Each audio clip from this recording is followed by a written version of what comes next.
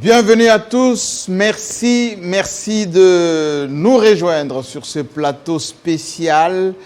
Vous vous attendez certainement à un Club 50 de ce 1er janvier 2022. Je vais vous compter 2021, je vais vous livrer mon bilan de 2021, mais également, je veux essayer de vous parler de mes souhaits, mes vœux pour 2022. C'est pour cela que je me suis autorisé ces looks assez spéciaux, pour ne pas dire un peu décontractés, pour ce 1er janvier 2022. Bien évidemment, il y aura de la discussion entre vous et moi. Il y aura un tout petit peu de l'analyse entre vous et moi.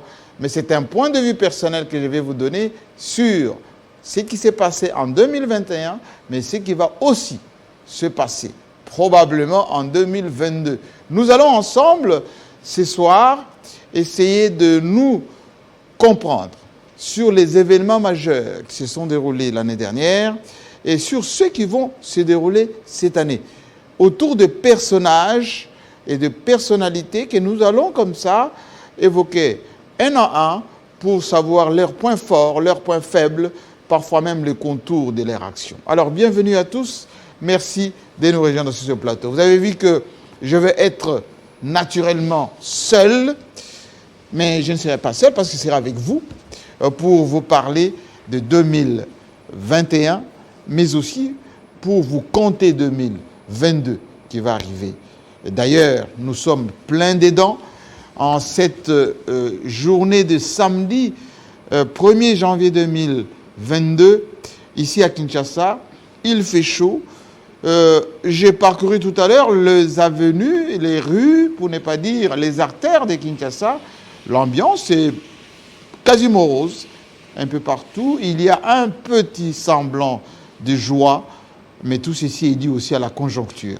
Et donc, aujourd'hui, je commencerai d'abord par vous présenter mes vœux pour 2022 qui sont les meilleurs pour vous. Le vœu de prospérité, parce qu'on les souhaite toujours, mais le vœu, c'est souvent le vœu de bonne santé.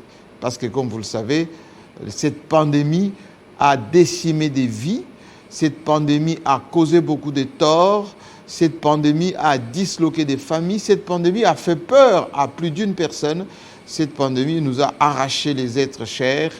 Aujourd'hui même, en Europe, aux États-Unis et même en Asie, que de restrictions, que de problèmes, que de limitations de mouvements, parce qu'effectivement, cette pandémie est hors contrôle. Mais chez nous, ici en Afrique, le bon Dieu nous a épargné un peu de cela. L'environnement y est pour quelque chose, nos croyances aussi, mais aussi notre façon d'être, notre façon de vivre, notre morphologie, notre environnement. Tout ceci est assez important. Et donc, ayez l'amabilité de recevoir ce vœu de bonne santé pour vous, pour votre famille, pour vos enfants, vos proches, mais également mes vœux de réussite dans ce que vous allez entreprendre cette année 2022. Mes vœux également de paix, notamment pour nos compatriotes de par toutes nos provinces, notamment à l'est du pays. Dieu sait combien c'est difficile en Ituri, au sud Kivu, au nord Kivu, mais également en province orientale. Dieu sait combien c'est difficile dans le reste de nos provinces, notamment au Kasaï.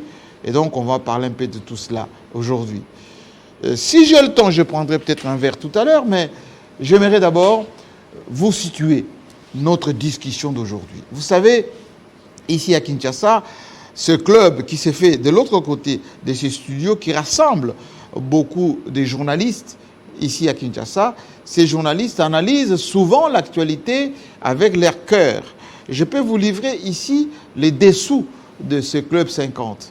Je l'organise depuis plus de 15 ans maintenant. Beaucoup sont passés dans ce club. Certains sont devenus des ministres, des députés, des ADG, mais également des grands journalistes. Et donc, la thématique des Clubs 50 est souvent envoyée soit la veille ou le jour même aux journalistes présélectionnés, média par média. Et donc, ces journalistes, eux-mêmes, ils potassent les sujets, de par leur culture générale, de par leur obédience ou de par leur conviction personnelle, ils arrivent dans mon bureau qui est de l'autre côté, eh ben, on se dit bonjour tout simplement, ou certains viennent directement sur ce plateau, et quand j'arrive, naturellement, on parle. On parle suivant ces thématiques, chacun donne son point de vue, il n'y a pas de ligne éditoriale qui est donnée, il n'y a pas des consignes qui sont données. Et donc, ces journalistes se sont toujours exprimés en leur âme et conscience, et c'est pour cela que c'est clair, c'est juste, et vous aimez bien ça. Et cette démocratie-là que nous voulons, c'est une démocratie pluraliste, une démocratie qui laisse la place à la critique, qui laisse la place à l'analyse, qui laisse la place aussi aux convictions. Et donc, ces journalistes, quand ils viennent ici, ils ne sont pas coachés. Certains viennent pour dénoncer des faits. Certains viennent pour orienter l'opinion. Et moi, je les encadre. Et tant mieux et que vous aimez cela. Et donc aujourd'hui, je vous remercie de la confiance que vous nous témoignez, de la confiance que vous témoignez à cette équipe de Télé 50 que je félicite aujourd'hui, à qui je délivre ici un satisfecit parce qu'ils travaillent dans des conditions parfois difficiles, de pression, des conditions parfois sanitaires très difficiles, mais ils sont toujours aux commandes.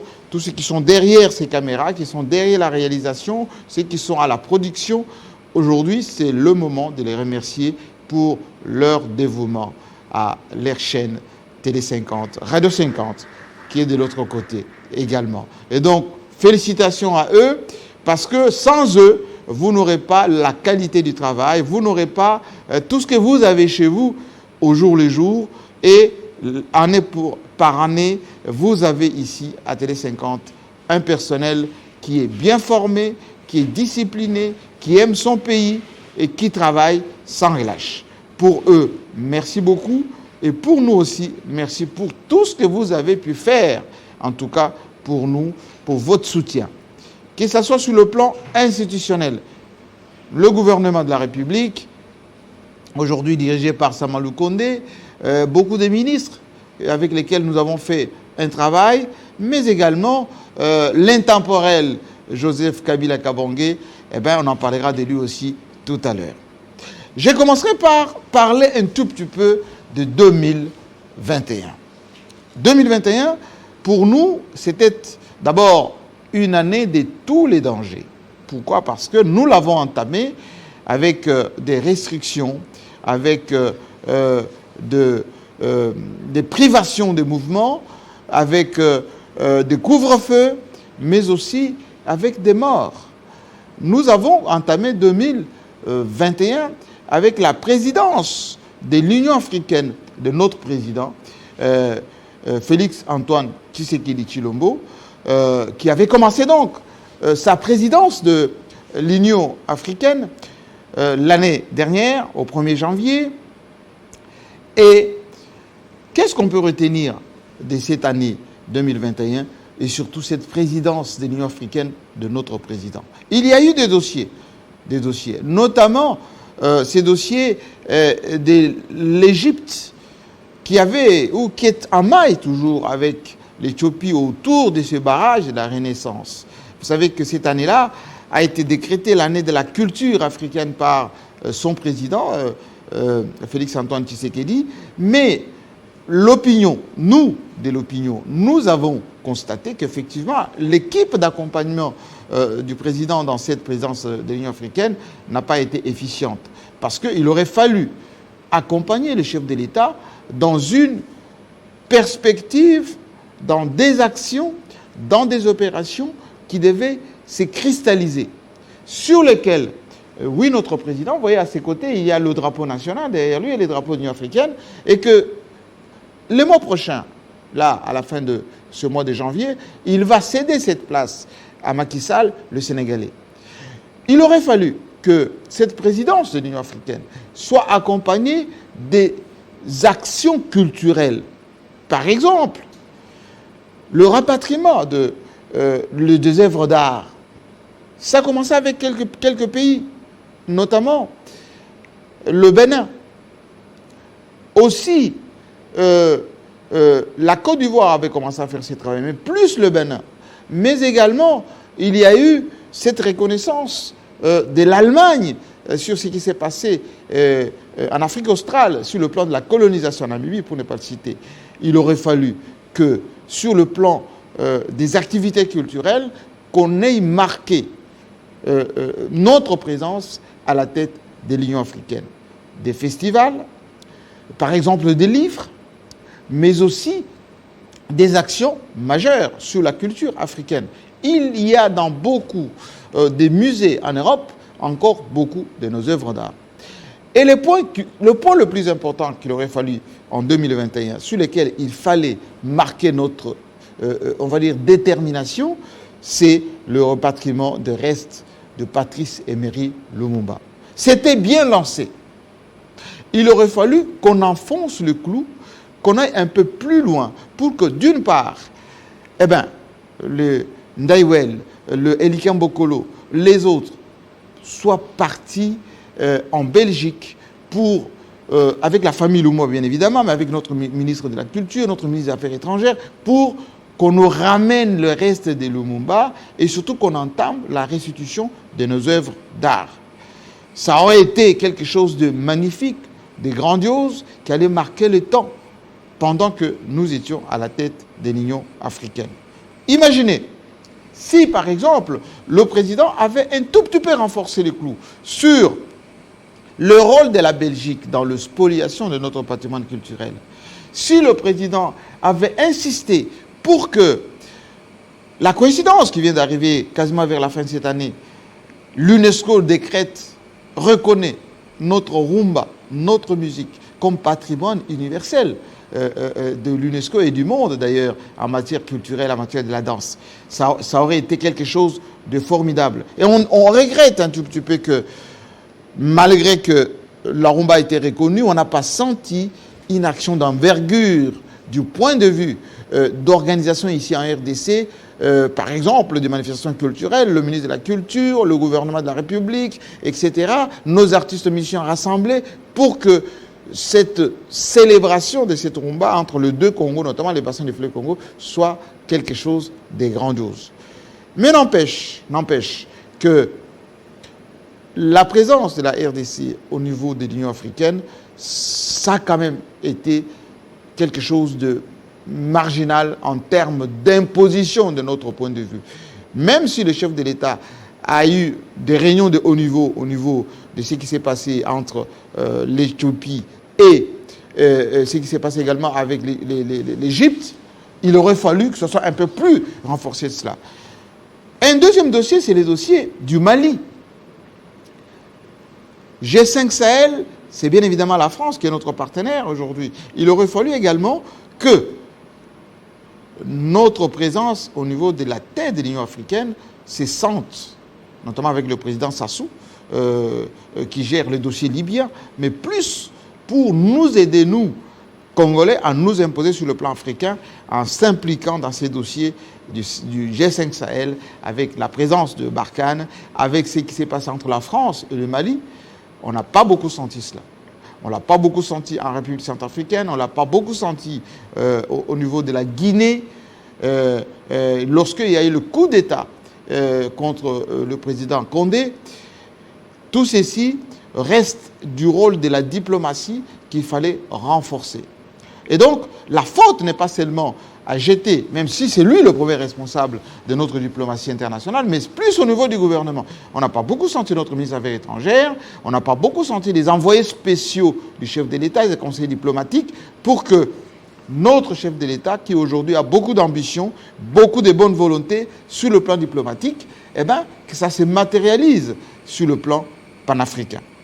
On vient de connaître, il n'y a pas quelques jours seulement, on en parlera tout à l'heure sur les personnalités qui ont disparu en 2021, le premier évêque anglican Desmond Tutu, qu'on vient d'enterrer aujourd'hui même, en Afrique du Sud, l'Union africaine ne s'est pas beaucoup impliquée dans la célébration du décès de ces grands messieurs, en termes d'importance, comme Ramaphosa, le président sud-africain qui a présidé les FRENAI, a dit un grand leader sans pareil en Afrique du Sud, Desmond Tutu.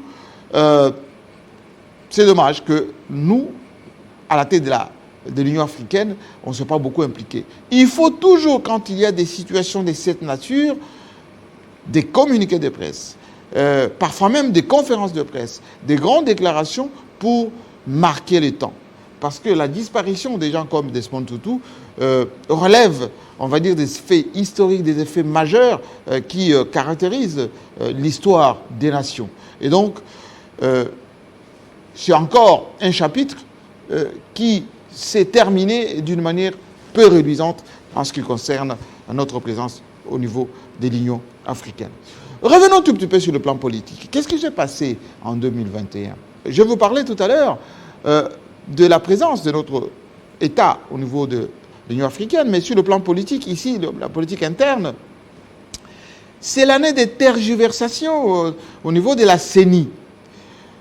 Rappelez-vous l'épisode Kadima, Kadima avec la CENI, avec les membres du clergé qui ne se sont pas vraiment entendus. Je ne sais pas s'il y a eu de réveillon, il y a eu de messe pour enterrer 2021, mais le cas de M. Kadima, qui est aujourd'hui le président de la Commission nationale indépendante, électorale bien évidemment, même si ce dossier est déjà clos, et que ça a été même entériné par la communauté internationale, on l'a vu hier, reçu avec son équipe par le Premier ministre Sama Lokonde, le cas Kadima, aujourd'hui, nous permet d'expliquer que les élections, parce qu'en 2022 maintenant, quand on parlera tout à l'heure sur le vœu, les élections doivent être organisées d'une manière sereine, pérenne, avec une équipe en qui tout le monde a confiance. On espère que le travail qui reste à faire par M. Kadima, c'est de rassurer l'opinion, c'est de rassurer non tellement le personnel politique de l'opposition, de la majorité, mais aussi la société civile, la presse. Cette communication n'est pas encore arrivée. On ne la sent pas de la part du tout nouveau président de la CENI. Il faut qu'il puisse donner les gages de liberté, des gages, on va dire, de celui qui sera au milieu du village pour arbitrer entre les belligérants, entre les challengers. Et il doit faire ce travail très vite.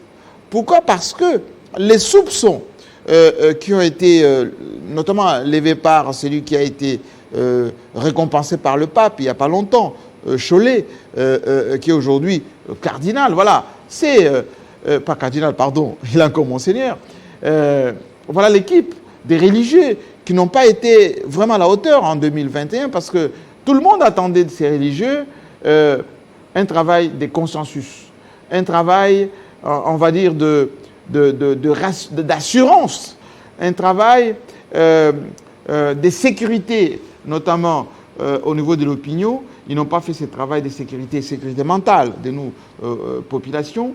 Ils se sont discutés, ils se sont disputés, ils ont même étalé au grand jour leurs différences. Aujourd'hui, ces différences, pas seulement de confession, mais c'est différent entre eux sur les approches, sur les accointances, etc., eh ben, ont été démontrés qu'on ne pouvait pas compter sur les religieux.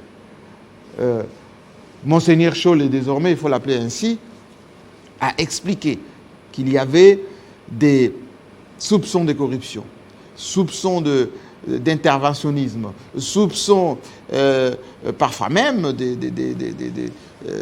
probités des uns par rapport aux autres. De tout cela, il faut que M. Kadima, le tout nouveau président de la CENI, puisse rassurer. Comme on dit, toutes les communications, il faut qu'il revienne pour nous expliquer les bien-fondés de cette CENI qui a en son sein aujourd'hui, d'une manière, on va dire, générique, ceux qui viennent un peu de tous bords, même si l'opposition n'a pas délégué très officiellement ces délégués là-bas. Il y a eu ce qu'on a appelé les débauchages de certains. Mais ainsi est faite la classe politique congolaise. Il y a dans le chef du personnel politique une dose de montage, une dose de manœuvre. Ça ne date pas d'aujourd'hui. Tout le monde, à son temps, a déjà fait cela.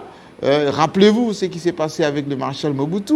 Rappelez-vous ce qui s'est passé avec Lumumba en son temps, quand Lumumba et ses amis sont revenus de la table ronde. Rappelez-vous ce qui s'est passé au sein de l'UDPS avec Etienne Tshisekedi, qui était lui le jusqu'au boutiste, mais les Kibasa Maliba, les Birindois et les autres choisissaient parfois d'autres voies. Rappelez-vous ce qui s'est passé avec Joseph Kabila lorsque le MLC, alors que Jean-Pierre Bemba était à La Haye, certains de ses lieutenants avaient rejoint Joseph Kabila. Et donc, ce n'est pas le fait nouveau qu'il y ait des débauchages à chaque étape, à chaque événement. Et donc, ceci est déjà entériné.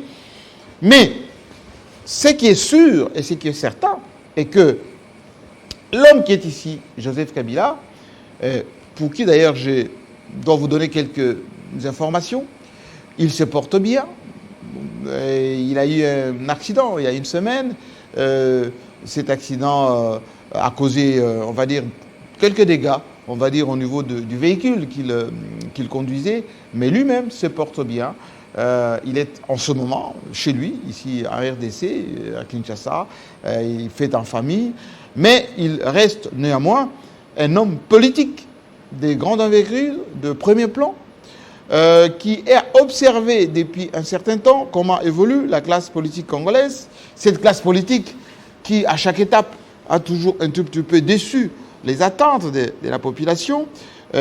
Certains, aujourd'hui, l'ont en quelque sorte desservi, pour ne pas dire trahi. La trahison, elle est humaine, mais certains d'entre eux qui n'étaient pas très convaincus de la cause, ou ne pas dire de ce qu'ils avaient comme combat, de ce qu'ils ont fait pendant une quinzaine d'années, une vingtaine d'années, ont choisi de naviguer, parfois même en eau trouble, mais ils sont toujours là. Et lui, il observe.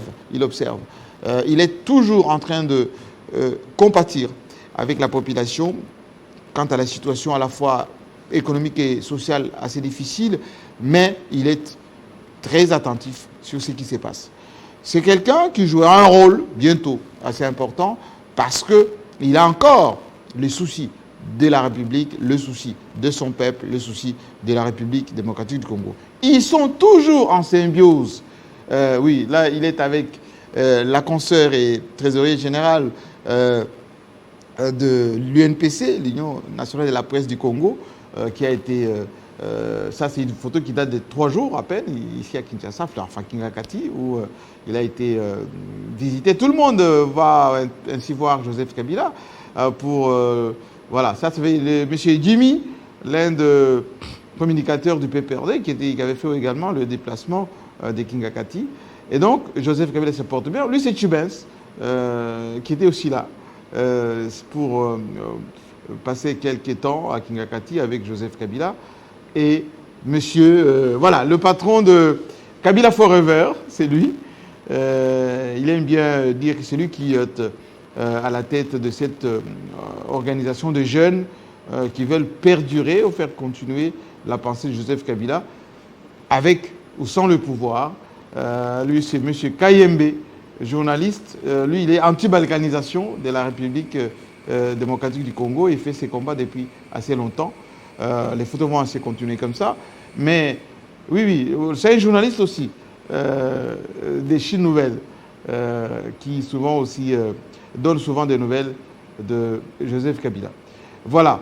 Je continue à vous dire que la classe politique, elle communique. Ceux qui pensent que Joseph Kabila ne dit rien, ne fait rien, il se trompe assez souvent parce que dans son calme légendaire, il travaille. Dans son calme légendaire, il consulte. Il est consulté, non seulement sur le plan national, mais sur le plan international aussi. Dernièrement, il a fait plus de 10 000 kilomètres pour l'Afrique du Sud. En plus de travaux scientifiques, intellectuels qu'il a pu faire là-bas, parce qu'il est en train de préparer sa thèse maintenant. Il a travaillé, il a préparé ses diplômes de maîtrise, enfin de licence jusqu'à maîtrise. Aujourd'hui, il travaille sur sa thèse à présenter, je pense, d'ici la fin de l'année, en Afrique du Sud. Mais il a consulté quasiment beaucoup des leaders de la SADC, parce que ce sont ses anciens collègues qui les considèrent, qui le respectent énormément. Et à chaque étape, il a changé beaucoup, et beaucoup portent encore notre RDC dans leur cœur. Et donc, ce qu'on peut dire est que l'année 2022, vous connaîtrez, vous verrez qu'il fera un certain nombre de choses pour le bien de notre peuple, pour le bien de la population, pour le bien aussi des institutions. Parce qu'entre lui et Félix Tshisekedi, si on peut voir encore notre chef de l'État, il se passe des bonnes choses. Ils se disent des bonnes choses. Allez, une petite indiscrétion. Lorsqu'il a eu ce petit accident, il y a quelques jours, eh bien, aussitôt après, le chef de l'État a dépêché son conseiller spécial, en l'occurrence, le très stratège François Beya, à Kingakati, qu'il a rencontré, qu'il a échangé avec lui. Et je pense qu'il y a certaines choses qu'on ne puisse pas peut-être montrer, mais parce que le chef d'État, il a lui-même la latitude de faire ce qu'il peut faire, quand il veut, comme il veut. Ils se sont peut-être revus avant qu'il puisse prendre son avion pour les Kasaï. Et donc, c'est comme ça que ça se passe. Et donc, il ne faut pas penser que le 2, même si FCCKH ne fonctionne plus, qu'il n'y a pas échange entre ces grands leaders, bien évidemment, ils s'échangent peut-être à d'autres niveaux parce que les intérêts de la RDC sont au-delà de mariage politique, sont au-delà de ce qu'on peut penser, des calculs politiques et les officines. Et donc, il y a comme un souci de stabilité entre les deux hommes. Il y a comme un souci de faire asseoir le leadership national. Et donc, ceux qui travaillent pour que le 2, ici, soit en conflit permanent, ceux qui travaillent pour que ça clash entre les deux, ils font un mauvais travail. 2021, allez, on a beaucoup mis du piment entre la relation entre les deux. Certaines officines ont travaillé sur ce qu'on a appelé les Congo Hold-up pour sortir Joseph Kabila de sa tanière, pour dire qu'il aurait appris et qu'il aurait pris autant de millions, etc. Mais on s'est rendu compte que cette manœuvre-là, cette entreprise-là, était dans le fait tout simplement d'opposer les deux leaders. Voilà. Ça date du jour où le président Kabila a transmis les lettres, les oripeaux du pouvoir à son successeur, Félix Antoine Tshisekedi. Parlons un tout petit peu de notre président. En 2021, sur le plan politique, qu'a-t-il réussi et comment tout ceci s'est articulé?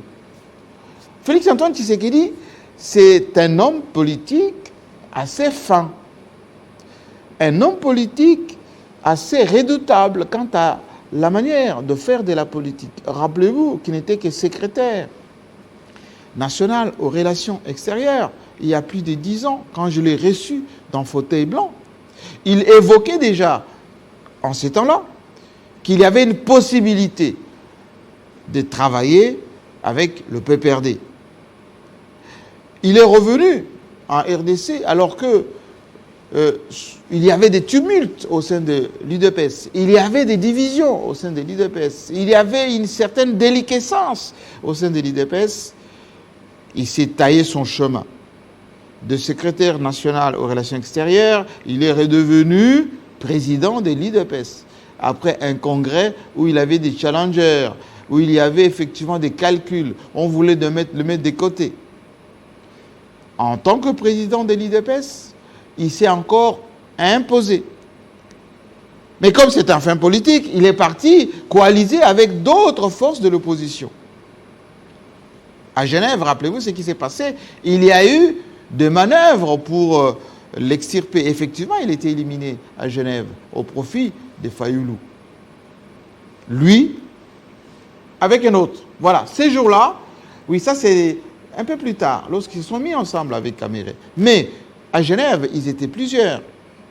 Il a été disqualifié à Genève et il s'est rattrapé assez rapidement en rappelant à la base, ou plutôt en disant que sa base n'a pas voulu de cette signature, et c'est dès là qu'il a fait jouer sa carte pour sortir avec Kamere de ces guet-apens de Genève, où il y avait le multinational qu'il y avait à l'époque piégé Tshisekedi pour que sa notoriété, son assise politique soit mise au service des Fayulu.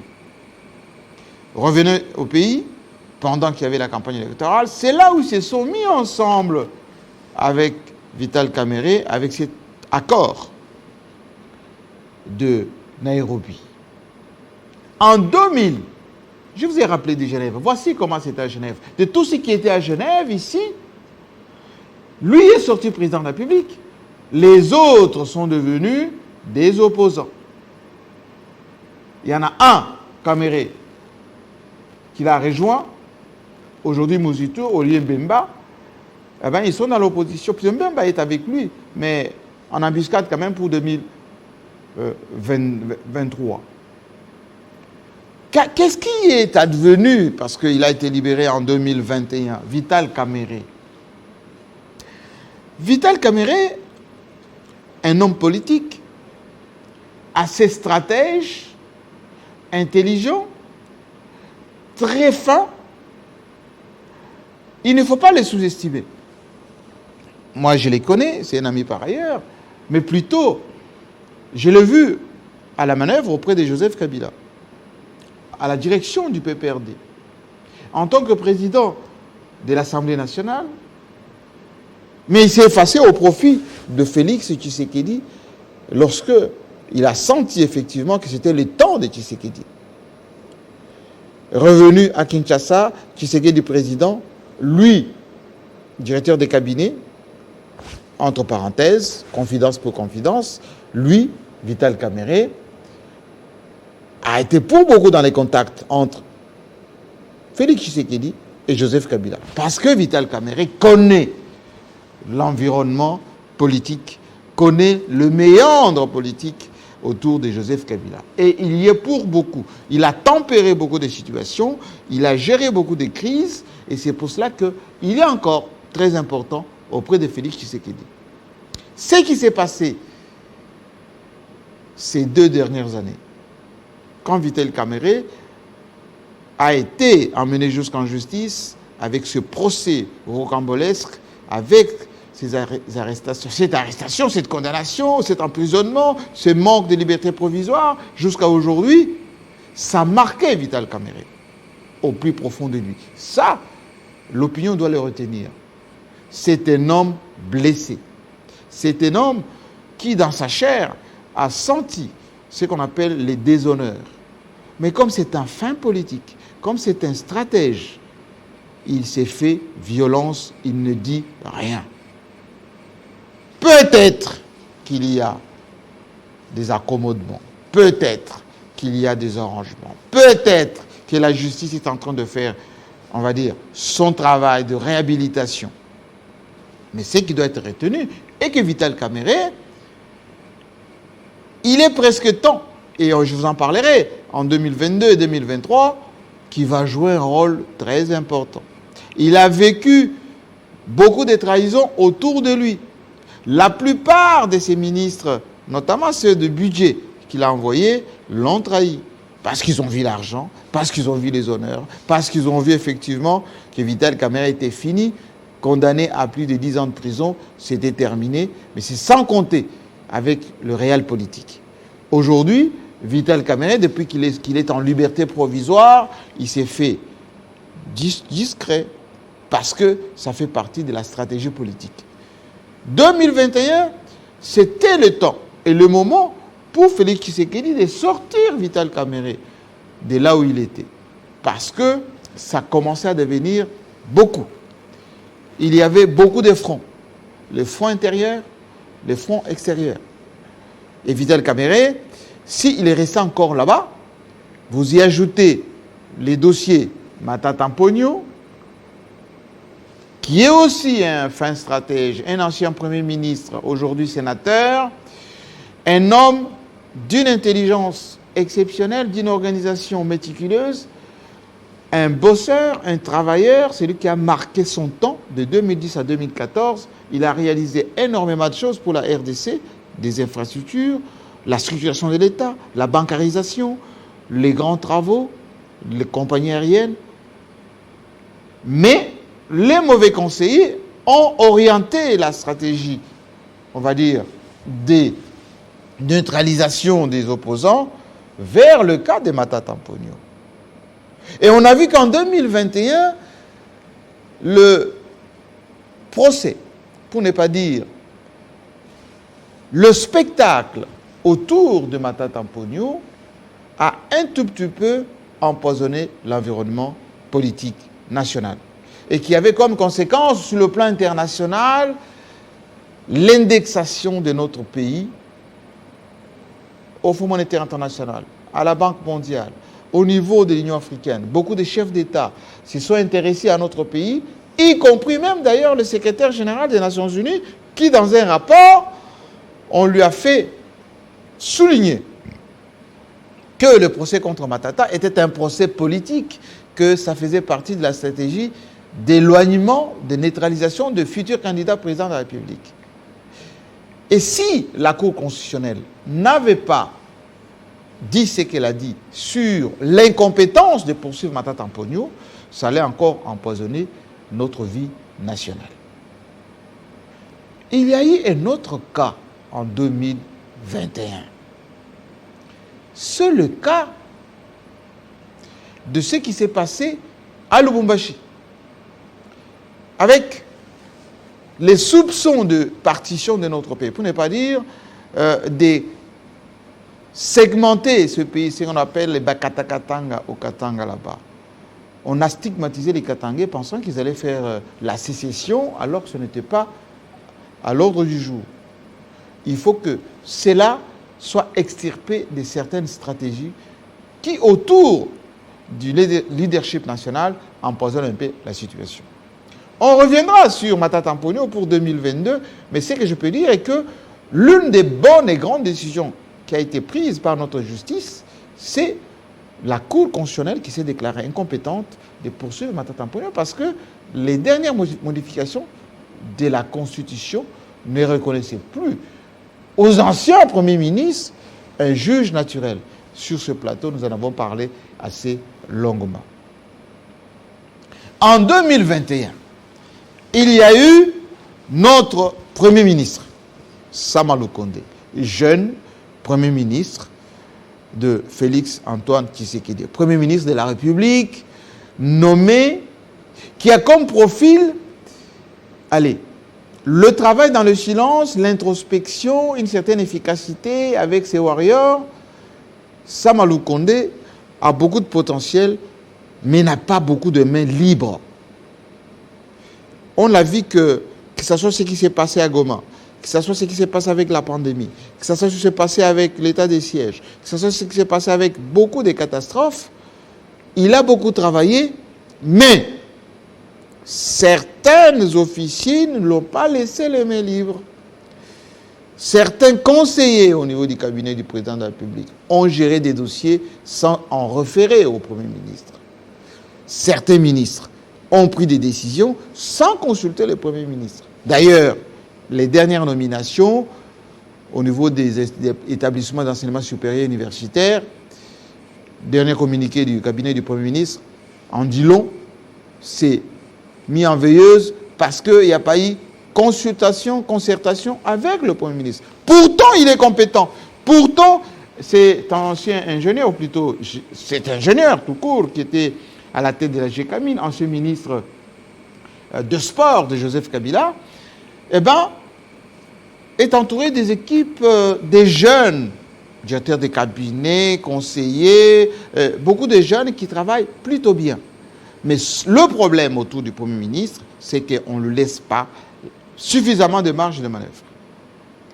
Et c'est le moment ici, en tant que média, de le rappeler. C'est lui qui est responsable devant le Parlement.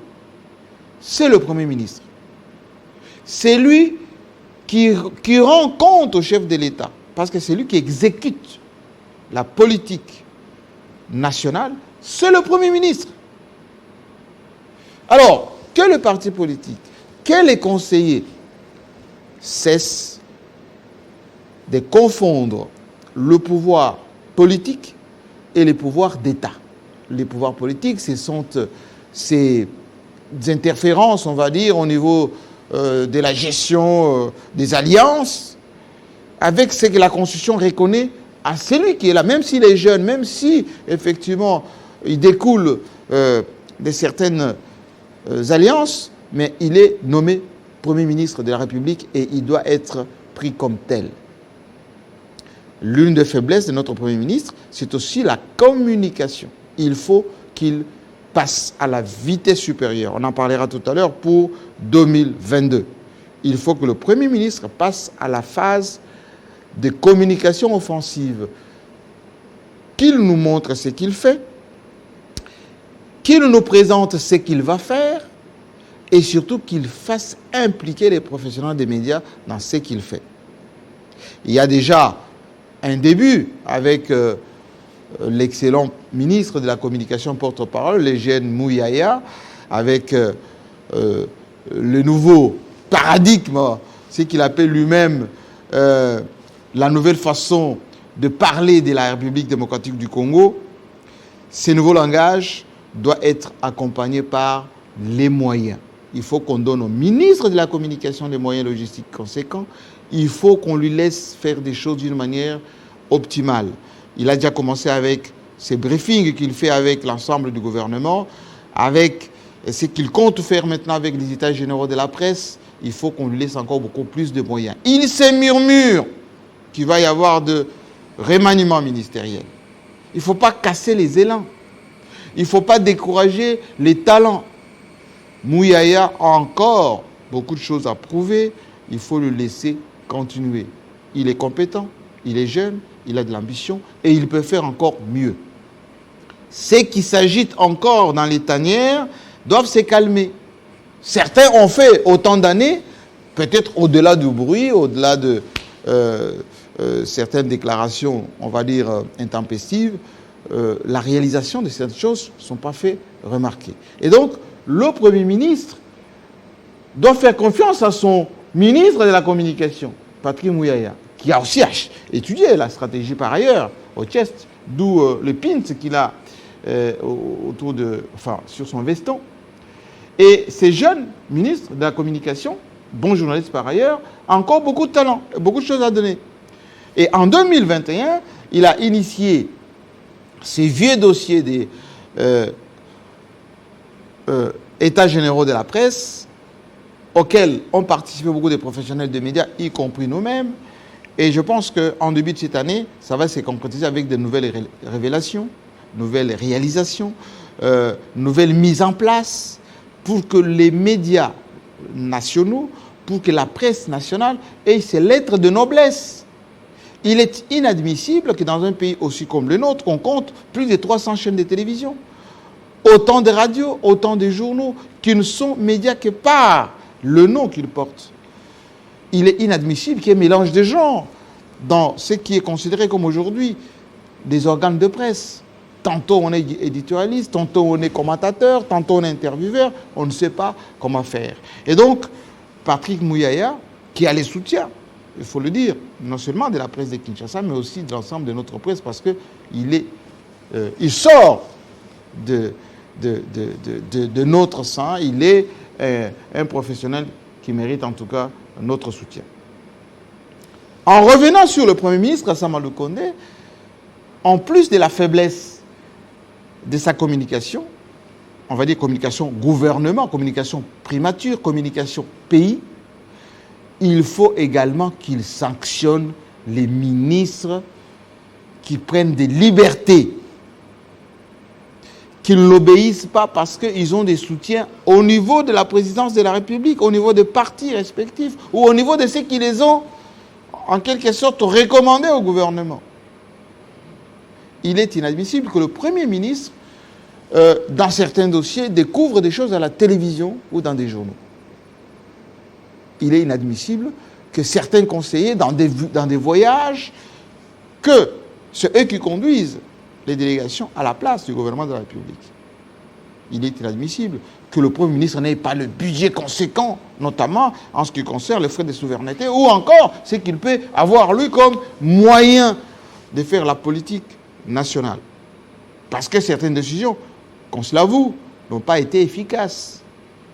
Les poissons qu'on avait promis, on a vu quelques poissons à Kinshasa le 31 décembre, mais à l'intérieur du pays. On a vu des décisions sur le prix à la consommation de certains produits. On a vu la diminution des prix, notamment sur les transports à l'intérieur du pays. Il y a des zones aujourd'hui qui sont enclavées parce qu'effectivement, il n'y a pas d'avion. Il y a d'autres sujets dont on ne peut pas parler aujourd'hui.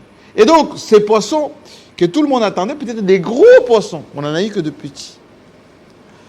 Même si on ne peut pas manger que des poissons, mais il aurait fallu que cet argent soit orienté plus vers, les pêcheurs de Bukavu, autour de la Kivu, de Kalemi par exemple, ou de l'Équateur, ou même ici dans le bassin des fleuves Congo, il y a le fleuve ici, il y a beaucoup de poissons dans nos fleuves, et effectivement à Kinkole, le président avait dit qu'il avait trouvé la clé là-bas à Kinkole, et donc il aurait fallu envoyer un peu, orienter cet argent vers cela.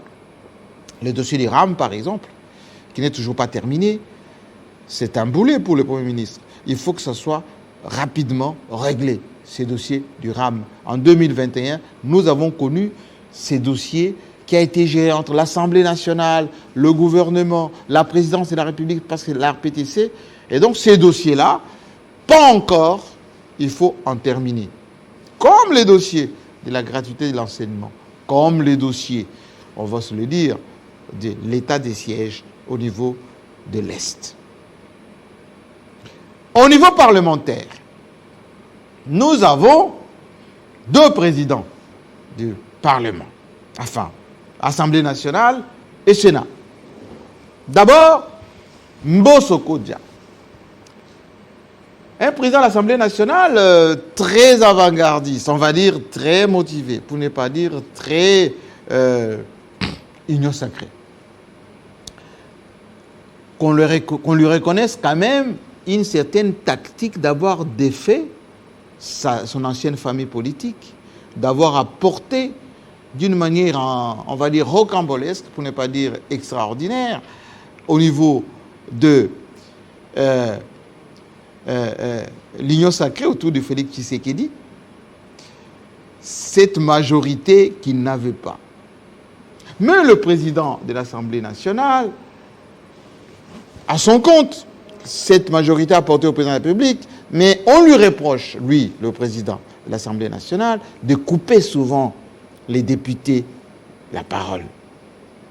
Il faut qu'il laisse, on en parlera tout à l'heure dans la deuxième partie, qu'il laisse la parole aux députés, même ce qu'ils vont dire déplaît à la majorité. Parce que ça fait partie du débat politique, ça fait partie de la beauté de la démocratie, ça fait partie de ce que nous avons comme acquis. Comme il est un peu l'ancien, un cacique du MPR, cacique de l'Union sacrée, enfin du FCC, et bien évidemment, il connaît les uns et les autres, il a tendance à s'imposer comme président de l'Assemblée nationale. Il faut lui reconnaître ce leadership, mais en même temps, nous avons glané un peu partout des informations. Il est l'un des rares, aujourd'hui, je ne sais pas s'il l'a fait seul, à avoir nettoyé un tout petit peu l'Assemblée nationale. Le bâtiment de l'Assemblée nationale, l'enclos de l'Assemblée nationale, qui est devenu propre, éclairé. Ça n'a pas existé il y a longtemps. En dehors de ce qui a été fait en 2010, cinquantenaire, ou en 2014, 2012, au niveau des sommets de la francophonie, il y avait beaucoup de choses à corriger au niveau de l'Assemblée nationale. Aujourd'hui, c'est propre et c'est en son compte qu'il faut le mettre. Maintenant, il a la faiblesse, le président de l'Assemblée nationale, de communiquer. Il faut qu'il communique suffisamment. Il n'a pas encore accordé une grande interview à la presse nationale que nous sommes. Nous lui adressons donc cette demande, on ne peut plus officiellement, pour qu'il puisse expliquer sur l'union sacrée, sur la manière dont il conduit la démocratie nationale, comment il fait là-bas le débat politique, etc. Et c'est le temps pour nous de nous fixer pour 2022. Bati Lukwebo, L'autre président, lui, il est au Sénat. Un fin politique, Bahati Lukwebo. Un grand manœuvrier, Bahati Lukwebo. On l'a toujours dit, c'est comme un chat. Lorsque, vous pensez qu'il est tombé, il n'est pas tombé. C'est-à-dire que vous pouvez le jeter du 15e étage, il tombera toujours sur ses pattes. C'est un homme, depuis la société civile, qui a toujours concocté des stratégies pour résister. Voici un homme qui n'avait pas de député, qui en a plusieurs aujourd'hui. Voici un homme qui n'avait pas de ramifications, il en a suffisamment aujourd'hui. Nous l'avons prédit il y a longtemps, qu'au sein de la majorité présidentielle de Joseph Kabila, il y avait un certain Bahati qui était minimisé, pour ne pas dire déconsidéré. Pierre sur pierre, Bahati Lukwebo a fait son montage, a créé son AFDC. Aujourd'hui, l'AFDC pèse. Qu'on le veuille ou non, Bahati Lukwebo, c'est l'homme avec lequel il faut compter. Au moment où nous faisons, on va dire, cet éditorial 2021-2022, Bahati Lukwebo est déjà en longueur d'avance. Il a des élus partout, il a installé ses états-majors partout, il a au sein de l'administration des gens qui répondent à lui, et Bahati Lukwebo, c'est un homme qui sait donner, qui sait assister, qui sait aussi parler, qui décroche son téléphone. Et donc, Félix Tshisekedi a pu réaliser l'union sacrée, notamment et grâce à Bahati Lukwebo. C'est ça la vérité de 2021. Parce que c'est Bahati Lukwebo qui a identifié la nouvelle majorité. C'est Bahati Lukwebo qui a, pierre sur pierre, pour ne pas dire député par député, ramené tout le monde à parler le même langage. Bahati Lukwebo, aujourd'hui, si on ne le gère pas bien, il risque d'être le trouble fait de 2021, 2022, 2023. Et donc, à bon entendeur, de ceux qui pensent contrôler les futures élections, il faut compter avec Bahati Lukwebo. Ça nous fait atterrir à quelques têtes que nous avons perdues en 2021. L'une des personnes qui a le plus compté, c'est le cardinal Monsengo. Monsengo, voici l'exégèse qui a été polyglotte à la fois, l'un des premiers noirs à fréquenter les Vaticans. Bon, bien évidemment, il y avait aussi Maloula, mais un grand homme de lettres. Il est parti en 2021, laissant derrière lui, Monsengo, toute une histoire. L'histoire qui date des années Mobutu. La conférence nationale souveraine, c'est Monsengo. Celui qui a défenestré Mobutu, c'est Monsengo. Qui a fait fuir Mobutu de Kinshasa, c'est Monsengo. Monsengo a failli être président de la République après la chute du Mobutu. Mais il ne l'a pas fait. Effectivement, la CIA y était un peu favorable. Mais Mouzé a pris la place de Monsengo. Monsengo était avec Tshisekedi Etienne, j'étais moi non plus, mais c'était aussi son ami, son frère. Parce qu'eux tous, ils avaient la même cause, l'antimoboutisme. Monsengo est parti en étant ami de Joseph Kabila, pour ne pas dire de la famille Kabila. Il a présidé l'inauguration de l'hôpital Mama Olive, mais également, c'est Monsengo qui était à toutes les déclarations anti-Kabila, vérité des urnes, les résultats ne ressemblent pas à ce que le peuple a voté, c'est Etienne Tshisekedi qui avait gagné, etc., etc. La fameuse phrase, les médiocres doivent dégager, c'est Monsengo. Mais Monsengo, comme un grand homme politique, un religieux certes, mais un grand homme politique, il est parti en étant ami de Joseph Kabila et de sa famille. C'est pour cela d'ailleurs que les funérailles de Monsengo, son successeur, s'est autorisé dans des discours plus que alambiqués. Oui, Monsengo a été enterré, entre autres, par sa deuxième famille de Brazzaville, c'est-à-dire de sa nièce Claudia Sassou Nguesso. Et aujourd'hui, il repose dans cette cathédrale où il a prêché durant des années et des années. Monsengo marquera son temps. En tout cas, pour avoir un cardinal de la hauteur de Mosengo, il faut remonter plus loin. Dans notre pays, on en a connu deux de grande envergure, Joseph Malula et cardinal Laurent Mosengo Passignan. Qu'il repose en paix. Nous venons de perdre, il y a à peine quelques jours, Tarsis Tshibangou Tshishiko. Je sais que certains ne les connaissent peut-être pas. Enfin, du moins la nouvelle génération. Vous verrez sa photo tout à l'heure, Tarsis Tshibangou Tshishiko, c'est l'un des premiers Kassaïens, né à Kipushi, au Katanga, ordonné près dans les années 60, qui est devenu en quelque sorte le fondateur des universités, de notre université, l'Ovanium, où il a terminé, d'ailleurs il a eu sa première thèse de doctorat. C'était lui le président de la conférence des universités du Congo. C'était Tarsis Tshibangou. Ici on le voit, ultime image, avec, on pouvait même l'appeler son fils, Félix Antoine Tshisekedi, au campus de Kinshasa. Cet homme que j'ai connu, Tarsis Tshibangou Tshishiko, avait ébloui le pape. Le pape l'avait nommé conseiller et a fait de lui monseigneur de Mbujimayi, pour ne pas dire, il est venu à Kinshasa ici, il avait tout pouvoir, lorsque Malula était décédé, pour engager l'Église. Et Tarsis Tshibangou Tshishiko ne s'est jamais compromis dans aucune combine politique.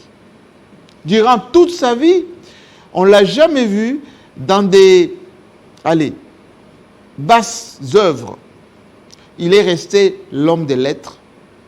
Il est resté un intellectuel de très haut niveau. Il est resté un universitaire. Il était pour la promotion du savoir. Mais malheureusement, Tarsis Tshibangou Tshishiko, qui est mort, qui n'est pas encore enterré, a beaucoup milité pour qu'on donne le moyen de notre université nationale. Ça n'a pas été le cas.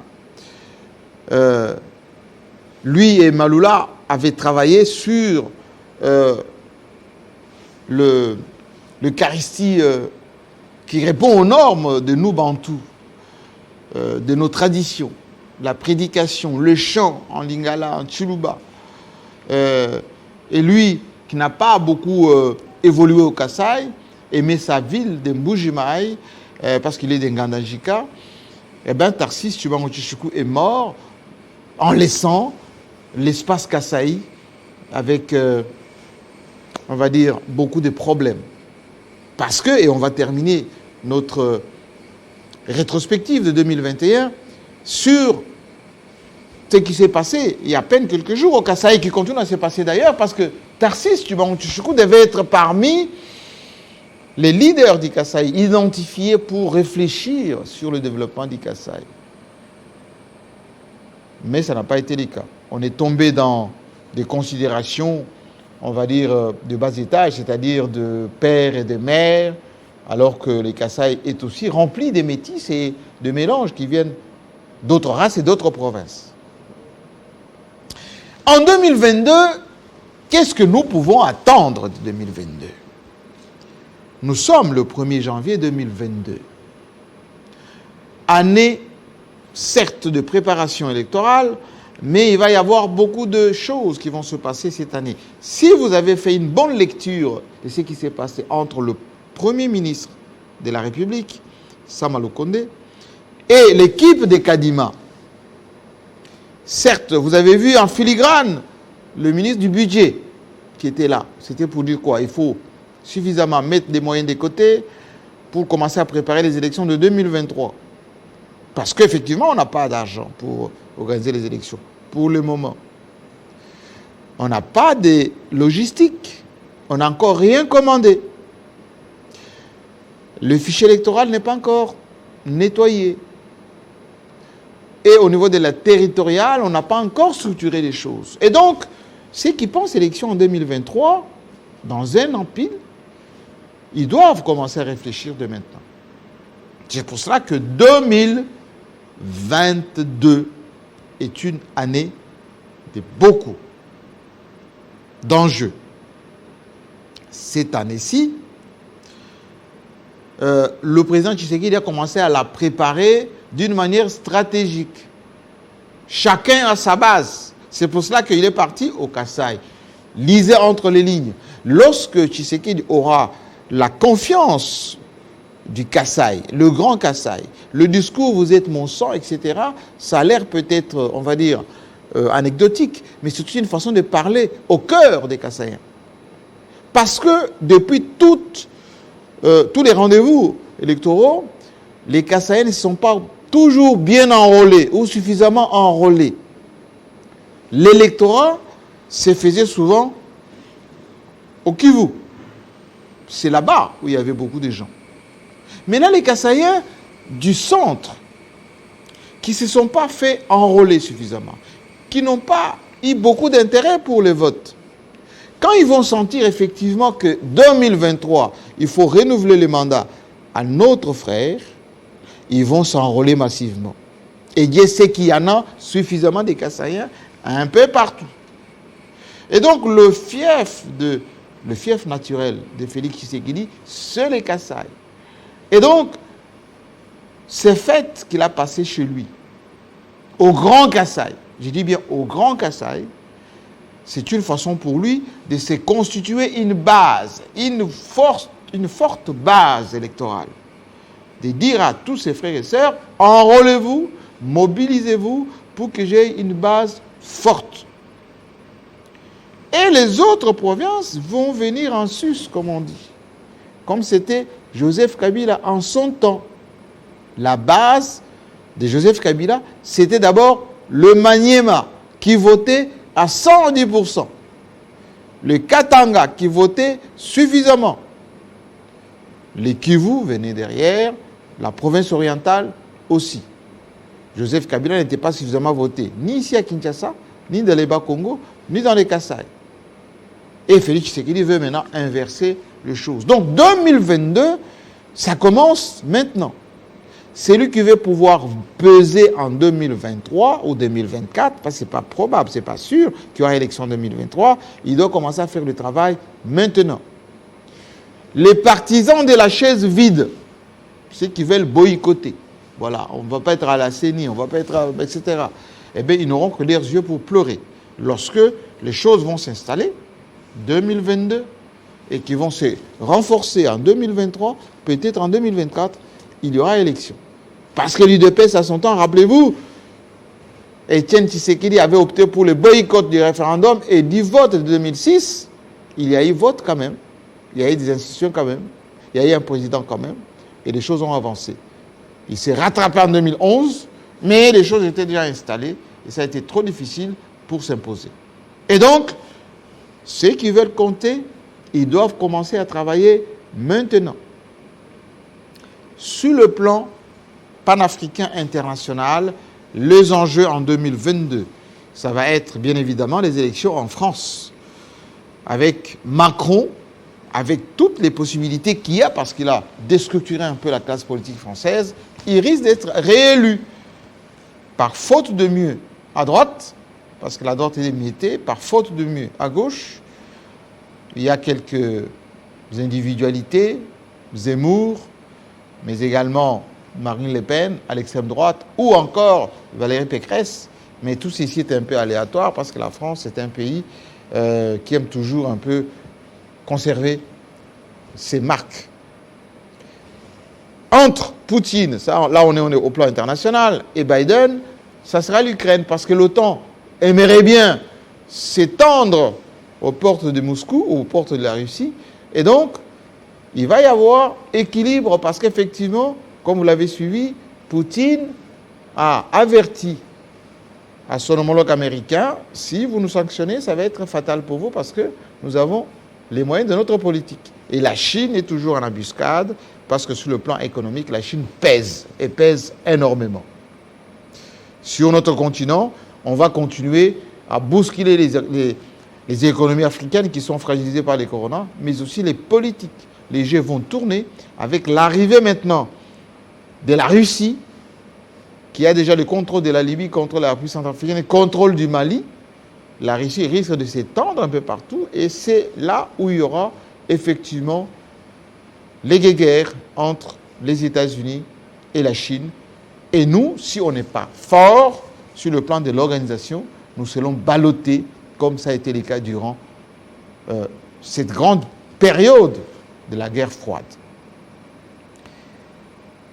Et je terminerai donc ces prévisions pour 2022 en m'adressant à la presse de Kinshasa, que j'ai l'honneur de présider, de rester professionnel, de garder le cap sur le professionnalisme. Après les états généraux de la presse que nous allons conclure bientôt, nous allons redéfinir notre INPC national, nous allons restructurer au niveau de la presse de Kinshasa, nous allons également restreindre l'accès à la carte de presse, nous allons renforcer la discipline au sein de la presse. Et donc, ceux qui veulent faire ce métier doivent se conformer aux nouvelles dispositions qui seront proposées bientôt. Et donc, encore une fois, j'ai voulu qu'on passe ce temps ensemble. Je n'ai pas eu le temps de déboucher ce champagne parce qu'effectivement, le peuple a passé des moments très difficiles. Il n'est pas idoine de notre part de boire du champagne alors que beaucoup ont cherché seulement de l'eau à boire. Et ma foi, nous sommes solidaires avec vous. Nous partageons ces difficultés avec vous. Nous croyons effectivement que notre nation va se stabiliser davantage cette année encore et que nous n'allons pas céder aux cris des sirènes ou plutôt aux attaques qui viendront de part et d'autre. Je rends hommage ici à un grand artiste qui nous a quittés il y a à peine quelques jours aussi, Defao Matumona, que j'ai reçu ici d'ailleurs, qui m'a consacré une chanson. Il est parti mourir à Douala, au Cameroun. Un grand monsieur, un grand artiste, un homme qui n'a jamais eu de problème avec personne, un grand chanteur, un grand danseur. Comme il osait souvent le dire, il a vécu sa vie, il est parti calmement, sans avoir laissé des problèmes, ni à personne. Paix à son âme, on salue le gouvernement Sama Lukonde en collaboration avec notamment c'est du Congo central, mais surtout c'est le ministre du tourisme Modéron Tsimba qui s'applique pour le retour du corps de Defao Matumona général ici chez nous à Kinshasa. Et nous allons lui consacrer suffisamment de temps et d'espace pour lui rendre hommage parce qu'effectivement, les grandes stars, comme il est sur son chapeau, l'homme qui aimait la sape, voilà, s'il était en tout cas sur ce plateau avec moi, il vous parlerait de Yoji, il vous parlerait des Versace, etc., des chaussettes rouges. Il aimait bien tout ceci. Comme on dit, vanité de vanité, tout ceci est resté, il est parti seul dans sa tombe. Sur ce, passez des bonnes fêtes. Si effectivement vous avez déjà dépassé le 1er janvier, ayez le courage de vous mettre au travail. Le peuple ne gagne que par le travail. Aimons-nous vivants. Bonne fête à tous et surtout courage, détermination. Oui, comme disait un de mes amis qui est parti à l'Institut, il disait « Chaque jour suffit sa peine, à chaque jour il faut remercier Dieu parce que chaque jour est une vie. » Bonne année à vous. À très bientôt.